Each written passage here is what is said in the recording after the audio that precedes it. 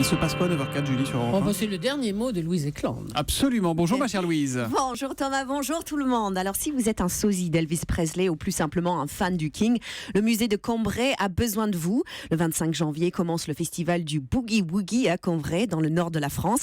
Et le temps du festival, des sosies amateurs d'Elvis remplaceront les guides du musée de la ville. C'est drôle. Chaque salle, les visiteurs seront donc accueillis par un Elvis Presley bénévole. Mais pas besoin de savoir chanter, il suffit d'avoir le look. Point commun entre les artistes et les spectateurs, les deux auront la banane. Bon, mais quel est le rapport entre Elvis Presley et le musée de Cambrai, Louise? Il n'y en a aucun. Le musée des Beaux-Arts de Cambrai abrite des collections de peintres flamands, des œuvres de Claudel, de Rodin. Bref, c'est pas le musée de la Santiago.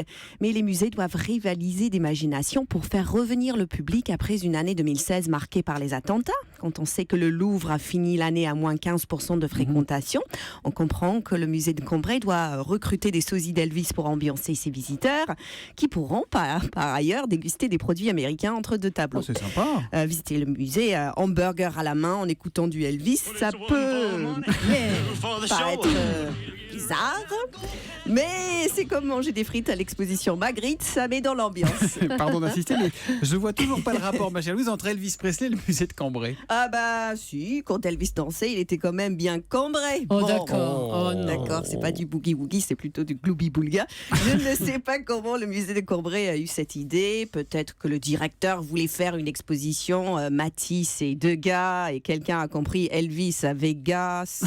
Mais après tout, il y a des choses très bien qui laissent sur un malentendu.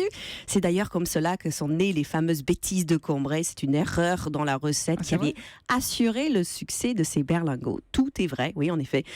Ces berlingots qui font la renommée de la ville, bien sûr. En tout cas, au musée de Cambrai, on a le sens du surréalisme et ça promet pour les prochaines expositions. Alors, musée J'aime de bien. Cambrai, envoyez-nous quand ça sera ouvert toutes les photos avec les sosies d'Elvis avec On le hashtag adore. un matin. On est ultra preneurs. Merci beaucoup, Louise Eklund.